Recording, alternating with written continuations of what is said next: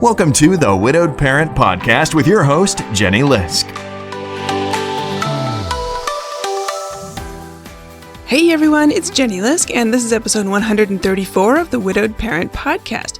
So I had such a great discussion with Rabbi Steve Leder for this episode. And really, it was a great discussion. It was so great that I just might have to have him back. We spent most of our time talking about his second most recent book. His most recent book is called For You When I Am Gone, and a companion journal that goes along with it. The book before that is called The Beauty of What Remains, which I found fascinating and helpful and comforting all in one. We talked about what he's learned working with 1,000 grieving families in his 30 years at Wilshire Boulevard Temple, plus what he learned when he lost his own father. And even though Steve is a rabbi, I found his wisdom to be applicable to those who practice any religion, or even no religion at all. Before we jump into my discussion with Rabbi Leder, I wanted to let you guys know some news from here. First of all, I've made some great progress in recent weeks on my next book, which is called Widowed Parents Unite, 52 Tips and Reflections to Get Through the First Year from One Widowed Parent to Another. So I sent the introduction and conclusion off to my editor for her review, so that was very exciting. And I am still working my way through the submissions. It's turned out to be a lot harder than I expected. So if you submitted something, thank you very much for your patience, and I will keep you guys posted. And thanks to some friends in the grief community helping to spread the word, I've actually recently gotten some really great additional submissions from some more widowed dads. And so because this book is very much for all parents, not just for moms, I'm thrilled to have some more dads be part of this. And finally, if you are in the Seattle area, please come and see me at the new Barnes & Noble Crossroads in Bellevue on Sunday, March 5th from 2 to 5 in the afternoon. I'll be there signing books and chatting with folks, and I would love to see you there. All right, that's all the news from here. Let's get on with the show. Support for this podcast comes from BetterHelp. You can talk with a licensed professional therapist online, anytime, anywhere. Visit betterhelp.com/widowedparent to learn more and get 10% off your first month. That's BetterHelp, HELP.com/widowedparent. I hope you'll check it out. My guest today is Rabbi Steve Leder. Rabbi Leder is the senior rabbi of Wilshire Boulevard Temple in Los Angeles, which is one of the largest congregations in the world. Rabbi Leder has twice been named by Newsweek magazine as one of the 10 most influential rabbis in America. He's the author of 5 books, his most recent being The Beauty of What Remains and For You When I Am Gone, plus a brand new journal also called For You When I Am Gone. He's joining us today from Los Angeles. Steve, welcome to the show. Thank you so much. I'm really happy to be with you. Yeah, well, I'm looking forward to being here. And I have to tell you before we start, so your journal just came out at the end of December, and I have a copy here. So thank you for that. And your publicity people at Penguin Random House reached out and they said, hey, what do you think? He's got this new book. So I went to look at your books on Amazon, right? And the first thing that jumped out at me was that The Beauty of What Remains came out on January 5th, 2021. Which is, of course, for those who don't have their calendars in front of them, the day before the insurrection. And the reason that jumped out at me was that was actually the day my first book came out, January 5th, 2021. And I was trying so hard to keep it like, it's not going to come out like in the election time, avoid all of that, right? Oh my God, that was a terrible week to launch a book. So I wrote back to your PR person and I said, okay, I feel like an affinity for this person with the book. And by the way, it's a great topic and I want to have him on the show for sure. But really, that was... Yeah, we were both victims of circumstance. And it's just, the good news for that book, The Beauty of What Remains, is that it landed in the middle of the pandemic and it was really helpful to people. Yeah. The bad news is that we had such a great media rollout plan. It was the Today Show on the 5th, which we did. Then it was going to be CBS, CNN, NPR. We had it all laid out for that week to launch it into the stratosphere. And then everything got preempted by the insurrection. Yep. And all of those appearances happened, but they were spread out over the next 12, 14, 16 weeks. So there really was no book launch. Bang. Yeah, exactly. I feel like I'm constantly playing catch up from that, but it's all good. Failure to launch. Yeah. But it's all good. And actually, I wanted to start with this book. And I read it, and it's terrific. And I saw somewhere it was described an inspiring book about loss based on your most popular sermon. Yes. So tell us, how did this book come about? Well, on my 30th anniversary on the pulpit at Wilshire Boulevard Temple, I decided to give a sermon about the 10 things being around all that death had taught me about life. Mm-hmm. Now, why did I choose that? I chose it to be the sermon on the evening of what I would call the Super Bowl of the Jewish calendar, which is called Kol Nidre. It's the eve of Yom Kippur, the Day of Atonement. It's the service. Okay. And I thought, and it is also that's the day on which it sort of marks the end of this period of atonement and seeking forgiveness and granting forgiveness, of real introspection. Mm-hmm. And that evening service and day itself are like the Jewish Day for the Dead. It is designed to force everyone there to contemplate their own mortality. I can give you a few quick examples. Sure. We wear white because the burial shroud that traditional Jews is a white linen shroud. We fast because the dead neither eat nor drink. Mm. We begin that evening service by opening what we call the Ark, where those sacred scrolls we call the Torah are stored. There are 3 of them. They're removed from that Ark, and they're held by 3 people standing in front of the congregation while some liturgy is chanted. Those 3 scrolls and those 3 people holding them, really the scrolls, represent the mythological heavenly tribunal before which we will have to make an accounting of how we lived our lives, right? Okay. And the word for ark, that place where we store those scrolls, and that is then empty because they're out of it and being held, the Hebrew word for that, for ark, is the same word for coffin. Really? And so there we are, metaphorically standing before this heavenly tribunal, staring into an empty casket. Okay.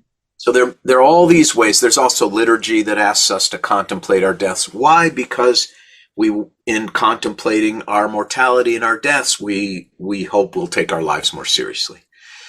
So I decided to give this sermon about what being around 30 years of funerals, death, grief, loss, and mourning had taught me about life. And now, let me interrupt and ask, was this pre-pandemic or during the pandemic? Pre. Okay. Now, here's the unbelievable part. So I gave that sermon. I got asked for, copies. It made its way around the world online, et cetera, et cetera.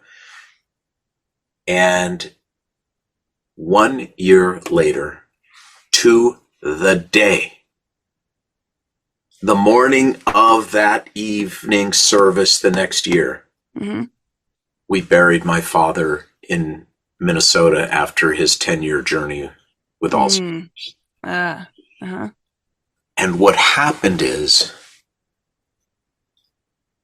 I was facing all of that not as Steve Leder, the rabbi, but as Steve Leder, the son. Mm-hmm. And so this book, The Beauty of What Remains, is in part my apology for everything Steve Leder, the rabbi, thought he knew about death and grief and life and loss. But that Steve Leder, the son, discovered wasn't true, or was a little bit off. There's this old Yiddish expression I love, which is a half-truth is a whole lie. And I realized after experiencing this as the son, not the rabbi, that sermon was full of half-truths. Interesting. And that's really why I wrote the book. to kind of set the record straight. So the book is both a memoir and a field guide. It's both. Okay. That was, by the way, the artful, tricky part of writing the book is it's my journey, my father's journey, and what did the rabbi know that is correct, right? Right. About the steps we need to take and the emotions we will experience, etc. So it's a memoir and a field guide, and it has, I mean, gratefully, really helped a lot of people. But that's the backstory of the book. That's so interesting. Yeah.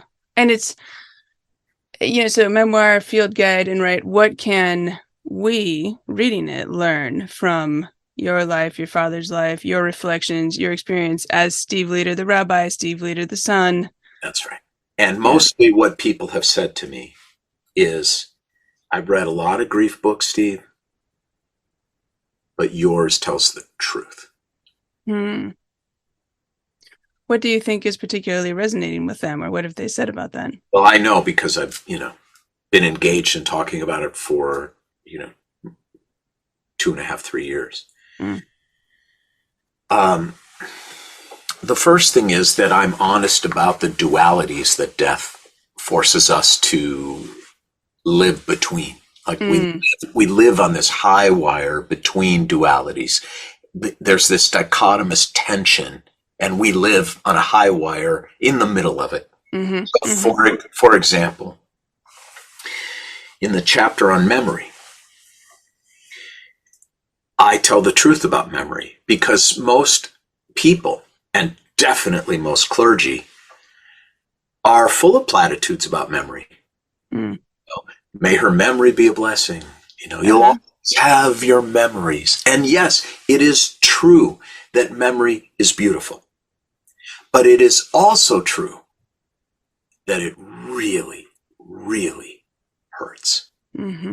It's both. And I tell the truth about that duality. I want to think about her.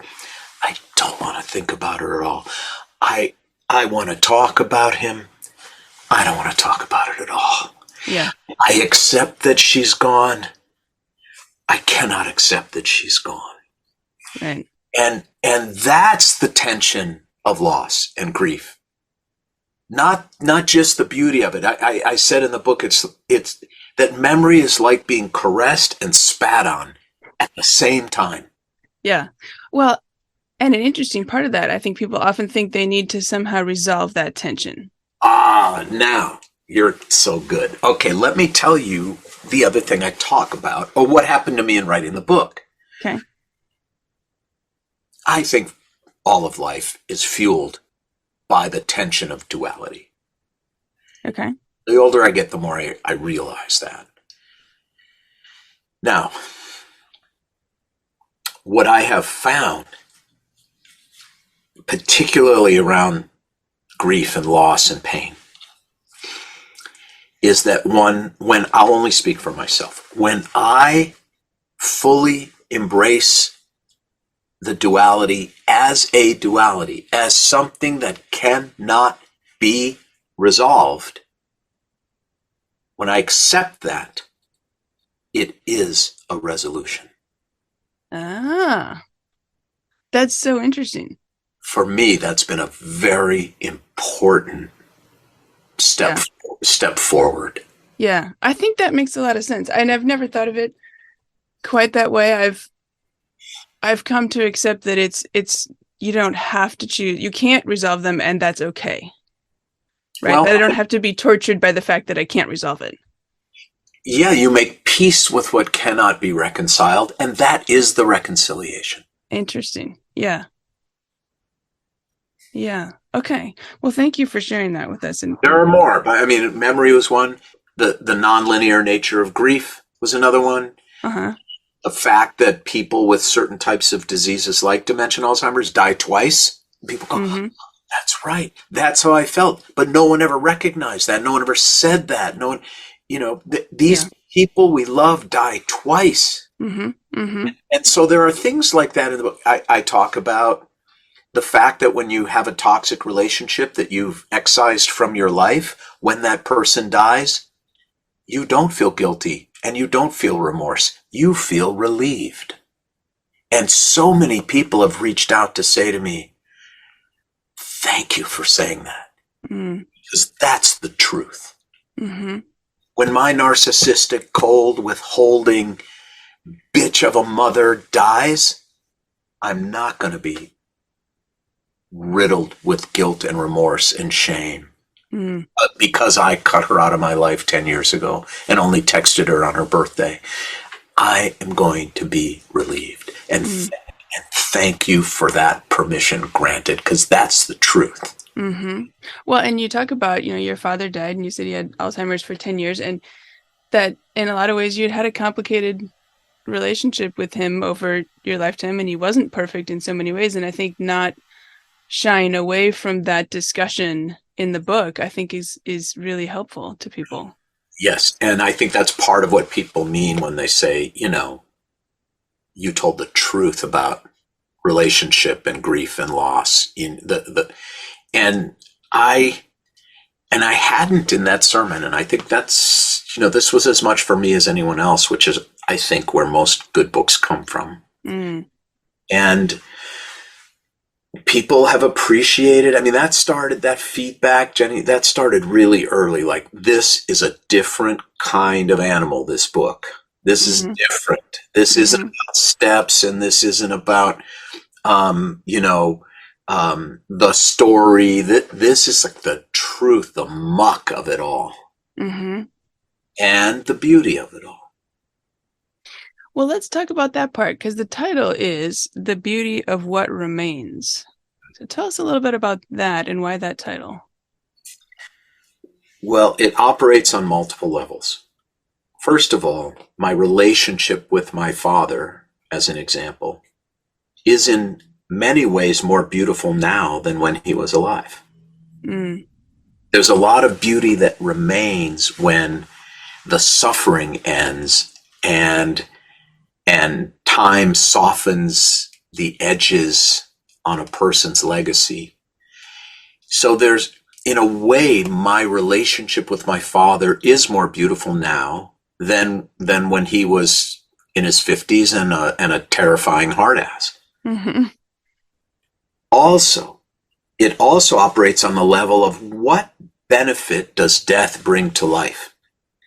Kafka was right, when he said the meaning of life is that it ends. It really is that simple. Now, what I mean by that is that when you experience the death of a loved one, when you become widowed somehow, it strips away so much bullshit from your life. And I'm going to give you an example of what I mean. It's an exercise in essentialism. So think about the most beautiful marble statue you can recall. That statue began as a solid block of marble. Now, that beauty was hiding in plain sight within it. In order for that beauty to be revealed, a skilled sculptor did not create that statue by create that statue that was created by removing everything that wasn't beautiful, that wasn't that statue. Chip by chip by chip by chip. And so death and pain, and there are many types of death and many types of pain and many types of loss. It removes a lot of chips. It strips away and often leaves behind something beautiful that was hiding in plain sight. And I can only tell you this, like, I can tell you the story. I've told it on other podcasts, so let me apologize in advance if any of your listeners have already heard it, but I think it's a good example of what I'm trying to get at. Okay. So I remember the moment I realized I was going to die. We all know it intellectually. Sure. But knowing it and feeling it are not the same thing. Yeah. So this is when it happened. I flew back to Minneapolis for my father's funeral. We were sitting in a little room in a hallway at the synagogue where his funeral service would take place, and then you go to the cemetery and do the burial. I'm in there with my 4 siblings, all the spouses, all the kids, my mom. And the young rabbi walks in to escort us into the sanctuary to view my dad's body before the casket was closed and people would be let in and the service would begin. Jews always have a closed casket because we immediately start to de-emphasize the physical. Okay. And by the way, anyone who's seen a dead body knows, like, that is not the person. That is a vessel. There's so much more to us than our corporeal being. That aside, when the young rabbi walked in, I remember thinking to myself, I know exactly how the rabbi feels right now. You'd, at this point, been doing that for 30 years or something. Correct. 1,000 times, no exaggeration. So I said, I know exactly how that rabbi feels right now, but I have no idea how I feel. Aha. And then we walked in, and I approached my father's casket,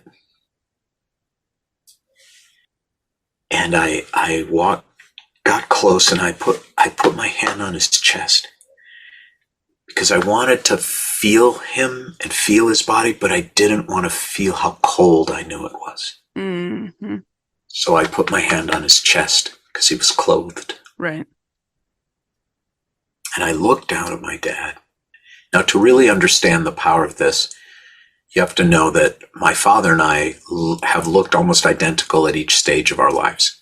If you saw a picture of him at 10, a picture of me at 10, other than one being black and white and one color, you couldn't tell the difference. And your listeners can't see this, but you see these bags here? That's my dad. Okay. People in LA say, you could get that. I said, no, I don't. That's my dad. Yeah. So I approached the casket. I had my hand on his chest. I'm looking down at my dad. And my first thought was, that's how I'm going to look when I'm dead. And my son is bending over my casket. I am going to die. Wow. Now, I had looked at 1,000 dead bodies, no bullshit, 1,000 dead bodies before, 1,000 families. And to be honest with you, I could have eaten a sandwich. Yeah, I was doing my job, I was empathetic, I was there, supportive, etc., but I wasn't. Sure, you weren't shattered by it. Right, you were a bystander, a companion. Yeah, it was vicarious. It didn't penetrate. Right. And that was the moment. I was 58 years old. And around death all the time. And that was the moment when I realized I am going to die. Now, here's the point of the title and the story. That realization has made my life more beautiful. Aha. That's the point, because it stripped away so much nonsense. And that essentialism clarified my path. I have a different relationship with money than I had before my father died. I engineered the agreement for what in my world would be considered an early retirement. I decided to go ahead and build that little cabin in the desert for our family. Because I'm a guy who's worked 48 weekends a year for 36 years. Yeah. And I'm a person, I actually love my wife. And we're friends. And I want that back. Yeah. So it really profoundly changed my life in a beautiful way. And here again is sort of what it made is what remains of my life more beautiful.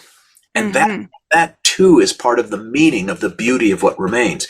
When someone you love dies, you have a different relationship with time.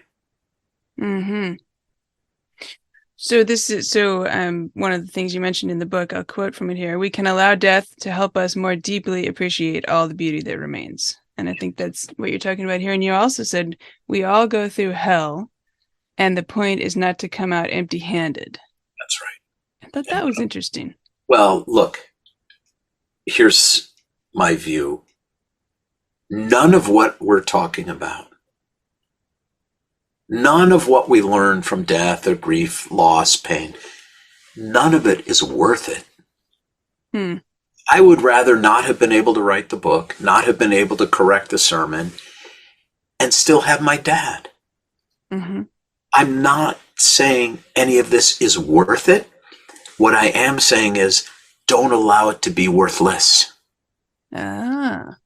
Okay, it has worth. Right. It doesn't equal the worth of that person we love being alive, but it is not worthless. And that's what I mean when I say, if you have to go through hell, don't come out empty-handed. You know, Dostoevsky said something that's so powerful. Dostoevsky said his greatest fear was that his life would not be worthy of his suffering. Wow. Yeah. Okay. So I have now listeners can't see this, but I'm holding this up on a little sticky note here. Yeah. I was listening to some other interviews to get ready for our discussion today, and you mentioned that, and I stopped the recording and I wrote that down. And here's the other funny thing. I was like, where's the nearest paper? Right. And I grabbed this thing of Post-it notes, and it turns out it's Post-it notes that Zibby Owens sent me. Oh, Zibby. Yeah. After I was on her show, she sent, some stuff. And I had also listened to you on her show yesterday. And so I grabbed that. So anyway, I wrote that down because I wanted to ask you about that. Yeah. So Dostoevsky said his greatest fear was that his life would not be worthy of his suffering. Yes. Yes. That's so powerful. In other words, can you be worthy of the pain of this memory and the beauty of this memory? Can you make your loved one as beautiful in death as they were in life? Can you rise to a level of empathy that's worthy of what you have been through? Can you rise to the level of empathy for others that you had hoped and hopefully received yourself? Can I keep a quote since we're using props? So I'm a guy who gets, it comes with the territory. Not everyone loves me. Not everyone loves my point of view. And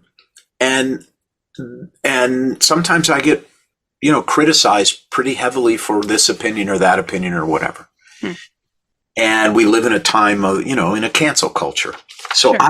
I keep this little Hasidic blessing taped up above my computer, and it says, just as you judged me favorably, so may God judge you favorably. And it is a reminder to me to judge others with the highest degree of empathy I am capable of.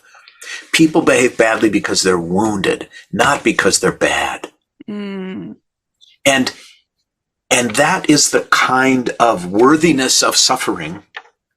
I know every person when I was in the depths, and we don't have to get into the story,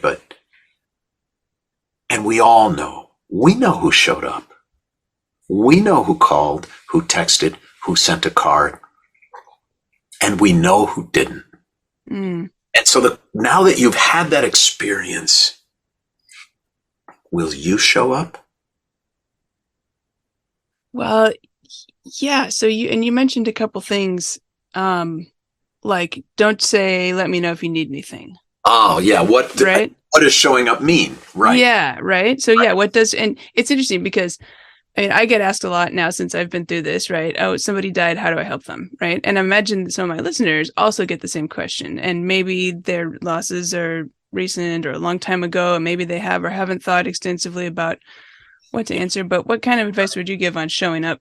All right, let's start with, again, what not to say so everybody gets the message. Okay. Never say these 7 words. Let me know if you need anything. Okay, first of all, most people who say it, they don't mean it. It's like kabuki empathy. It's fake. They're hoping to hell you don't call. Okay.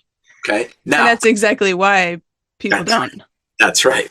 And even if they mean it. So even if I said to you, Jenny, anything you need, if you need anything, just let me know. What have I now done? I have taken a person who is suffering and given her homework. I have placed an additional burden on you. So never say that. Just ask yourself, if I were her, what would be helpful, and do it. Because even if you're wrong, you're right. Right. If you show up with a macaroni and cheese casserole and the person's a vegan, even if you're wrong, you're right. Because you're sending the essential message, That's right? right. I'm here. That's right. Now when people call and say, Steve, my best friend from college was just diagnosed with pancreatic cancer. He's got 3 to 6 months. I'm flying back to Kansas City to visit. What do I do? What do I say? Or my best friend's, spouse just died. What do I do? What do I say? I always begin with 2 words followed by 2 other words. The first 2 words are show up. Okay. Show up. Yep. And the second 2 words are be authentic. Now, what do I mean by that? You don't need me. Let's just say I'm like Steve, you're like joke-telling, backslapping, like beer-drinking friend. Okay? All right. Sounds good. And you're suffering. Or you've got a bad diagnosis or whatever. The last thing you need is for me to walk in with some poorly acted, oh, Jenny, I'm so sorry. This is so terrible. I just can't. I feel so. That's not what you need. You need your friend Steve to be your friend Steve. Yeah. To be real. So show up and be yourself. Everyone knows how to do that. If you're a joker, joke. If you're a hugger, hug. If you're a feeder, feed. If you're an errand runner, run errands. If you're a crier, cry. If you have OCD and you like to straighten up, straighten up. Get the groceries, walk the freaking dog, drive carpool. But just be real. Why? Because that is what assures someone who is suffering that the bottom hasn't fallen out of the world. That their friend is still their friend, that they're still, that the afflicted, like, I'm still here, I guess, right? Someone's treating me like me, not like a diagnosis. Someone's treating me like me, and they are talking to me about their funny memories about my husband or my wife or my child or my parent or my friend. Like, they're being real. Even after all these years, 36 years now, of standing outside hospital rooms in a hallway or on front doorsteps before I walk in, I don't know what I'm going to say. But I do know all I have to do is walk in and be myself. The rest takes care of itself. Yeah, the rest unfolds because it's not an act. Yeah. Yeah.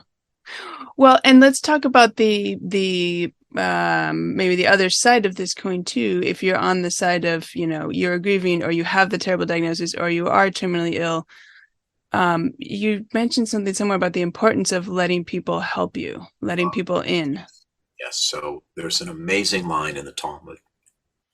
I'll just give you, at the end of a long story, I'll just give you the punchline. The punchline from the sages is, the prisoner cannot free himself. The prisoner cannot free himself. Okay, so tell us what that means in this context. In this context, when you are shackled with grief, depression, sadness, exhaustion, reach out. Put a hand through the bars. And very often you will see that there is someone who will reach back and help lift you from that suffering. What I have found about pain and disease is the worst part of it for people, for the afflicted, is not the disease itself or even the pain, but the feeling of isolation and abandonment, that you are in it alone. That's the worst pain of all. I am in it alone. Nobody cares. Now, maybe if you think people are turning their backs on you, you're the one who's turned your back. Mm. And remember we talked about the beauty of what remains in this stripping away. One of the things that grief and pain teach us is humility. I need help. I'm on my knees. I can't breathe. I can't walk. I can't see through the darkness surrounding me. I need help. Will you help me? Mm. And now what I'm going to say is very facile and cute, but it's helpful. Okay. And it's easy to remember. So I'm not trying to insult anyone's intelligence. But when you reach out, because some people reach out, and the reason they don't reach out is they're worried, like, what if no one reaches back? Or what if it's an imposition or whatever it is? Mm-hmm. When you reach out, the people who matter don't mind. And the people who mind, they don't matter. Ah. The people who matter don't mind, and the people who mind don't matter. Mm. I tell people very often when I arrive on the scene and they're in the pit, one of the things I would have probably said to you is, Jenny, you're about to find out who your friends are and who your friends are not. And some of it's going to be beautiful. Yeah. And some of it's going to be a disappointment. They don't matter. This is interesting. We had a tremendous amount of support. My husband was sick for 8 months. He had brain cancer, glioblastoma. Talk about dying twice. You were talking about, it was very much like Alzheimer's. It wasn't Alzheimer's, but it affected him cognitively. An accelerated version, yes. Yeah, and he basically, at the start of the 8 months, he was the cognitive confusion was the issue that started it, right? And then he was never the same for 8 months, and then he died. So I became a single parent in the beginning, in effect. Yep. He wasn't doing any parenting or anything else. And then I became a single parent for real when he died. And everything else that goes along with it. And the person who he was died before his body died. Yeah, exactly. They're both painful. Right. Yeah, and sometimes, people, I don't know, sometimes I hear people think it's, there's the debate. Is it worse for someone to die suddenly, or is it worse for someone to die after a long, prolonged illness? And I don't think that's, they're both hard. It's which parts of it are hard. I think that the difficulty is more a reflection of the degree of love and the circumstances of the death. Yeah. Well, and where I was going with this was we had a tremendous amount of support during that 8 months. And I think part of it is because I did let people in. Right. Yeah. And I actually had a caring bridge where I was sharing for 8 months, and I was like, I need support, and we've got a lot of people who want to help us, and I want to keep them in the loop. And I think because of that decision, I got more support than I would have otherwise. Yeah, and my guess is that's kind of was your general nature before the diagnosis. I'm guessing. Because probably. I haven't really thought about that. Yeah, but right. What I have found to be almost universally true is that people face death exactly the way they face life. Mm.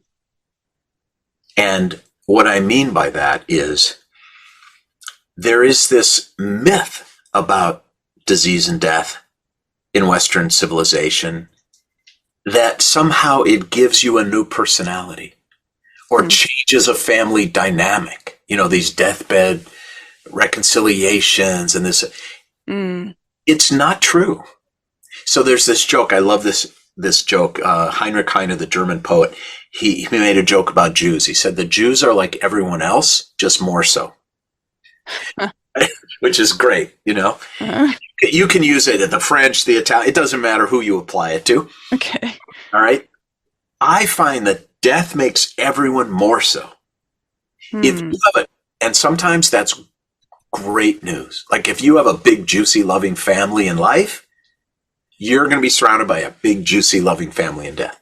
If you have a sniping, bickering, dysfunctional family in life, you're going to have a sniping, bickering, dysfunctional family in death. If you were never a journaler in life, you're not going to suddenly write journals for your children because you were diagnosed. It's not going to happen. So this is why I'm saying to you, I suspect that you were a pretty open person who allowed people in before, and you became more so. And that's beautiful in your case. It was very helpful, in some, practically, emotionally, every other way. Yeah, because it pierces.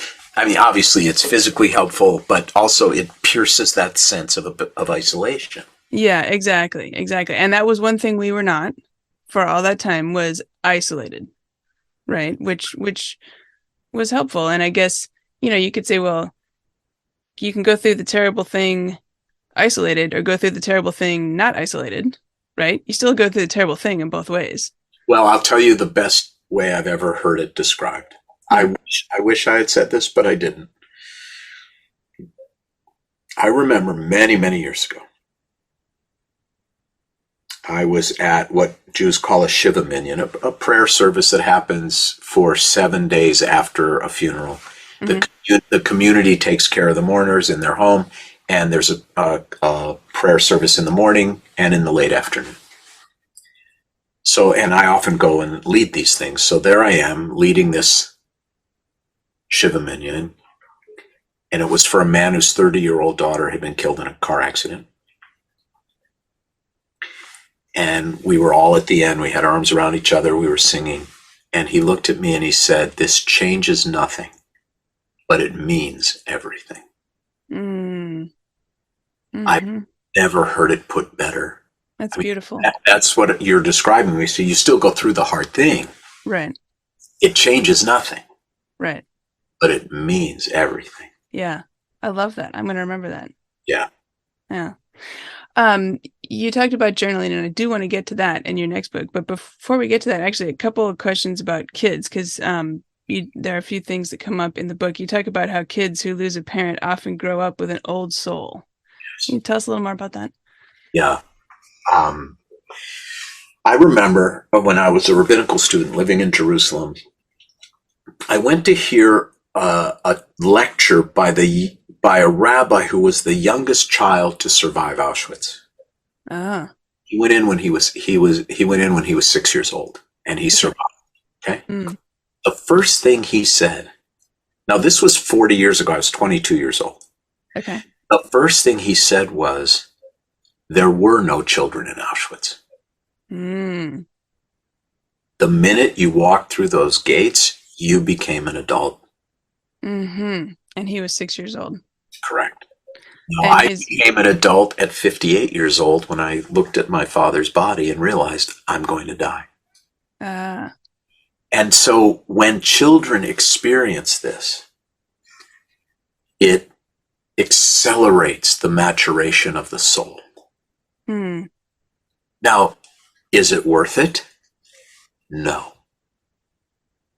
But it is of some solace to parents when a child dies and they ask me, how is his little brother going to be okay? And I do say to them, he's going to grow up with an old soul. And so many people years, decades later say to me, you know what, you were right. He has an old soul. Well, and that seems like back to the dualities we were talking about in the beginning, right? Like you said, is it worth it? No. Is it beautiful in some respect? Yes. And both of those things can be true. They not only can be, they are. Yeah. And you don't have to accept one doesn't mean, like, you don't have to say, well, somehow it's okay that the person died because there's this beautiful aspect to it.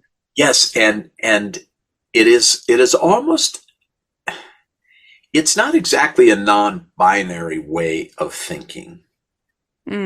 It's more recognition of, it's more of a peacemaking with the binary than it is non-binary thinking. Yeah. That makes a lot of sense. Yeah. And sometimes we present things in a binary fashion and they're not. They're not mutually exclusive, but sometimes they are. Sure. And it's living within that I think is the truth of the matter. Mm-hmm. And so for children, yes. And we can get into it if you want to. I know that every grief expert has ways of like, here's what I think you should say or not say to children based on this age, based on that age, etc. But, we can get, I don't know if that's where you want to go, but I will just say that sure. Children are intuitive. Mm-hmm. They're fearless about death unless we make them otherwise. I always, when I'm officiating a funeral and there's the 5-year-old grandchild's there, the little niece, the nephew, whatever, 5, 6, 7 years old, I think once a child is old enough to remember in adulthood that he or she was not allowed to attend a funeral, that's the time that they should be attending the funeral. Okay, because that is a question sometimes people have, right? All the time. Is my kid too young to go? And I would say, will Sammy remember that he was at the funeral? They say, no, he's 2.5. I said, well, then I don't think you need to bring him. Will Sammy remember you didn't allow him to attend his grandfather's funeral? Well, yeah, he's 6. I said, then you better bring him, because otherwise you're teaching him to fear death, to run away from people who are suffering, to pretend it isn't a reality. So that's sort of where I draw the line.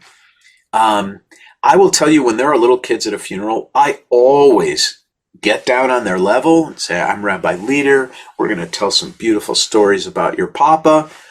Is there anything you want to be sure I say? If you have any questions, I'm right here. Here's what's going to happen. And then, by the way, this is crazy but true. When we get to the actual burial, I always go up to the kids and say, would you like to go up and look in and see what's happening? 100% of the time it's yes. And I take their hands, and these kids walk right up to the grave, and they're looking down, and they're interested, and they're watching the guys cranking the casket down. Yeah. And is that where Papa's going to be? So, well, that's where Papa's body is. There's also a part of Papa that will always be with us. And you see, they're going to move those straps, and then we're all going to be able to place a little earth on top of Papa, kind of like a blanket. They're right there, front row, floor seats, these kids. Yeah. They're not traumatized by it. Right. We are. Right. And sometimes kids, I mean, I'm glad that you're doing this, right? Because I think sometimes well-meaning adults might shut down questions like that. They do. And also, they miss opportunities before the first funeral. Like, I wrote an article once called Don't Flush the Fish. Right? Because what do a lot of parents do? The goldfish dies. You know what they do? They scoop it out and flush it, and they go to the pet store and get a new one and put it in, and then the goldfish didn't die. And they're missing an opportunity. Right. Missing an opportunity to take that dead goldfish, put it in a little matchbox, go out into the yard, dig a little hole, say some beautiful things about that little goldfish. He always ate all his food. He always liked the bubbles, whatever it is. And place some earth over it. Maybe plant a flower on top of that, or whatever it is. This could be a hamster. This could be whatever. Don't flush the fish. Yeah, I love that. Okay, good. Thank you. And gosh, I have so many things we could talk about here. I know that we can't talk about this all day long. We're going to have to do a part 2. Yes, we might have to do a part 2. That would be terrific. As I was reading The Beauty of What Remains, one of the things that I noticed for myself, I felt like it would also, in addition to the grief aspect, help prepare me in some ways for companioning people who are dying. And I also noticed you spent some time talking about how you prepare families for funerals and the types of discussion you have and the questions you ask and how you lead them through a discussion process. And I thought to myself, well, first I thought, wow, how lucky are these families to be in your community, right? But secondly, I thought, I wonder, I could probably use some of those. I mean, eventually my parents will die, right? I'm the oldest child. I don't know if I'll give a eulogy. Maybe I will. I could reread this and steal some of those ideas for leading a discussion in my own family. That's the field guide part. Mm-hmm.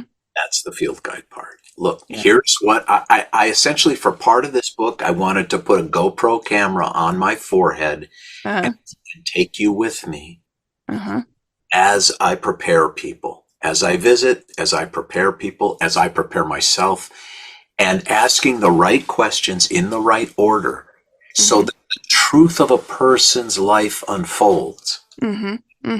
It is an art. And people do sometimes say to me, how do you listen to 1,000 family stories about it? And my answer, which is the truth, is if you ask the right questions, everyone's life is amazing. Yeah. Everyone.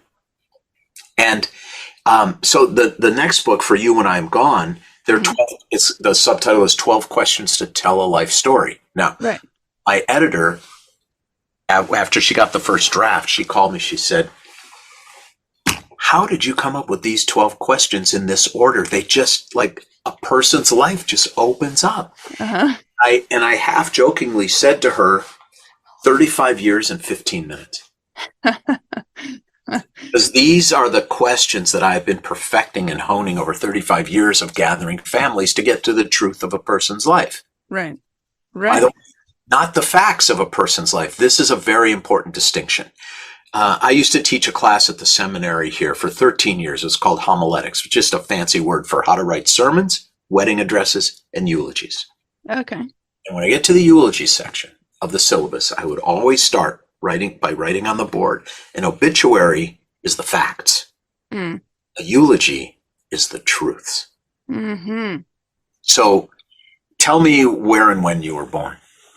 I was born in Seattle in February of 1972. Okay, those are facts. They tell me nothing about you except your age. Right. Nothing.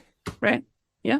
Now, tell me your most beautiful childhood memory. Oh. Gosh. Yeah. Where are you? Where am I? Probably at the family beach house on the Oregon coast. What'd you love about it? A mixture, I think, of the beautiful setting and the family and friends like family togetherness. Now I know a truth about you. You love the beauty of nature and the beauty of love itself. Where family are friends and friends are family. That's a truth. As opposed to the facts. Yeah. Right. Okay. Gotcha. So eulogy versus obituary. Right. Right. These questions help the truth blossom. Right. Yeah. No, I am going to reread this someday and think about that part. And the other, see, I could have a bunch of homework coming out of this because now your next book, For You When I Am Gone. Yes. And the journal, which is a companion to it. So you mentioned that there's 12 questions. And so essentially, I think you're guiding us through thinking of these things for ourselves and our own That's right. lives and descendants. I'm doing it for two reasons. One, if you think about what most people's loved ones hear as the final word from the person who has died. For most people, our final word to our loved ones comes in the form of a last will and testament, a legalese document, boilerplate, written by someone who barely knew us, and it is completely about who gets what and when and how much.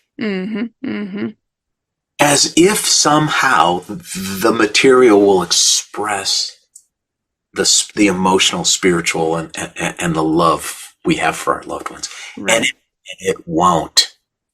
It doesn't. I tell people that's like giving your loved ones a picture of food. It's not going to nourish them.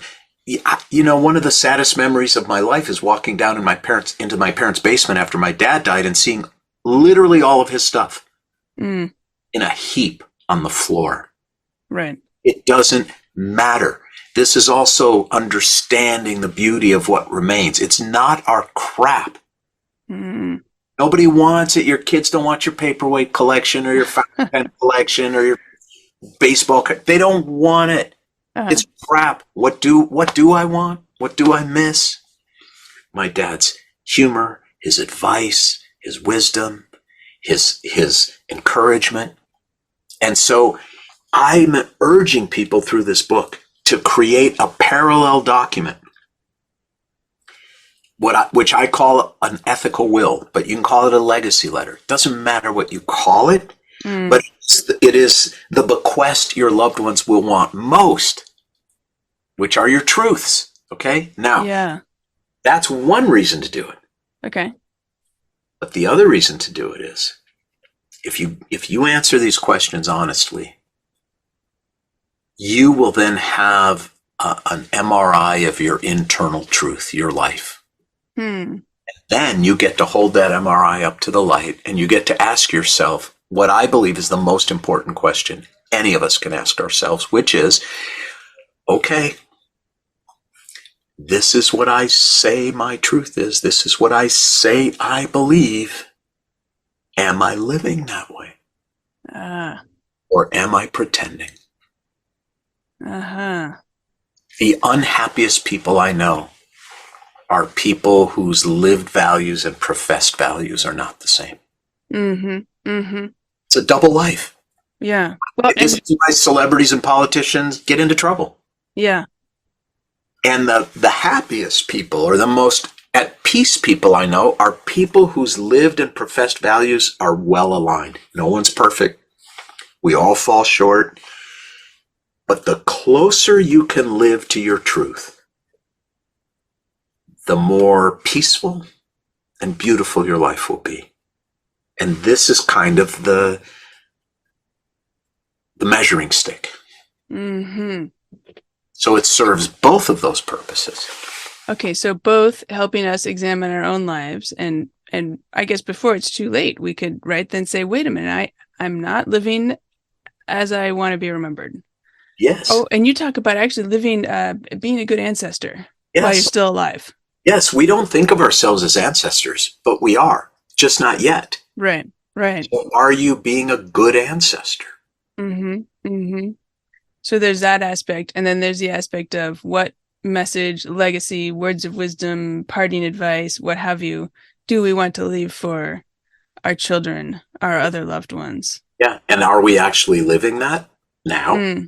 Someone asked me when this book launched, I did all the book tour stuff that you do, and one TV journalist, I don't remember who it was, asked me one of those TV talk show gotcha questions, like, Rabbi Steve, if you had to summarize this book for you when I'm gone in 2 words, what would they be? But it came to me right away. I said, don't wait. When is it too soon or too late to ask yourself if you're living your truth? Right. When is it too soon or too late to tell the people you love why and how? And I didn't know my last conversation with my father was my last conversation with my father. I didn't know. One visit he could speak, the next he never spoke again. Don't wait. Well, and my listeners, some of them know all too well, right? Having lost their spouses, that, it can happen. The worst can happen. Yes. The proverbial getting hit by a bus tomorrow, right? And we used to talk about, when I was in the corporate world, we used to talk about, if you get hit by a bus tomorrow, what's, Yeah. I never know when people ask me how the temple's going to do, it's either I get hit by a truck, a bus, or a train. I don't know which it's, but yes, look, your husband's brain changed very quickly. Right. It did. And now what do we do? No, let's not end on such a down note about this topic. So I have a really good friend. Her name is Amanda. Her husband died very early in COVID, in his early 40s, and they had a 6-month-old child. And she said to me, Steve, I wish that Nick had done this, because at some point Elvis is going to ask me about his dad. Mm-hmm. And so I said, Amanda, why don't you answer these 12 questions for Nick? As if you are Nick. And why don't you ask his mother and his sister and his, uncle, ask them to answer these questions too for Nick.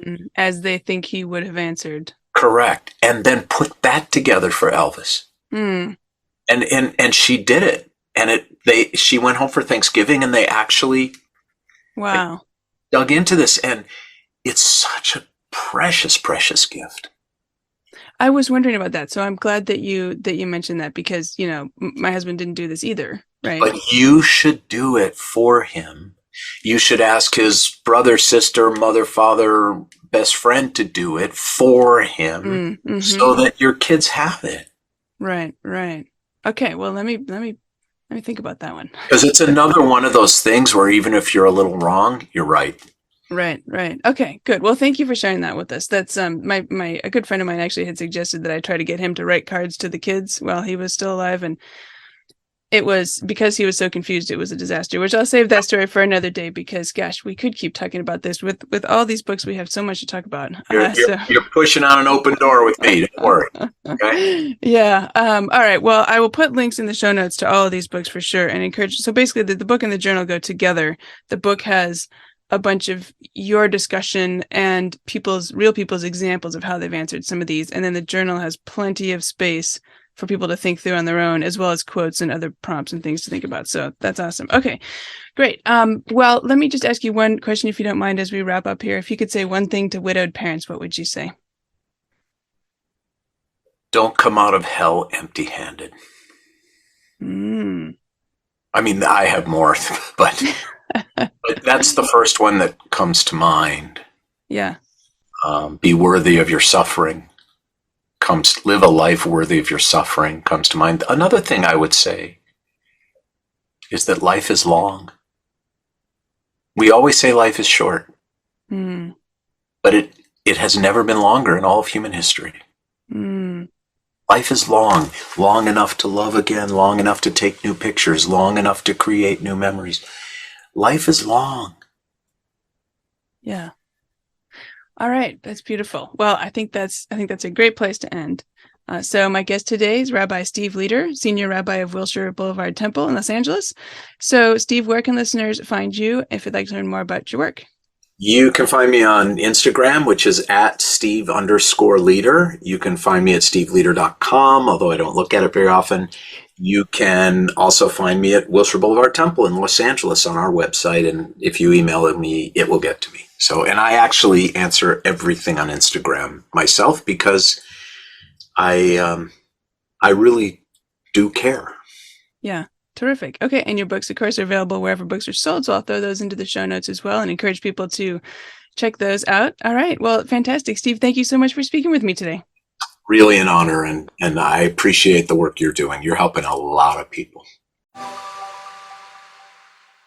I hope you enjoyed my interview with Rabbi Steve Leder as much as I did. You can find show notes and all the links at widowedparentpodcast.com. Look for episode 134. And if you're finding the Widowed Parent Podcast helpful, please consider supporting the show. It's easy. Just go to buymeacoffee.com/widowedparent. That's buymeacoffee.com/widowedparent. As always, thank you for listening. And until next week, remember, you've got this. Thank you for listening to the Widowed Parent Podcast with your host, Jenny Lisk. Connect with us on social media and at widowedparentpodcast.com.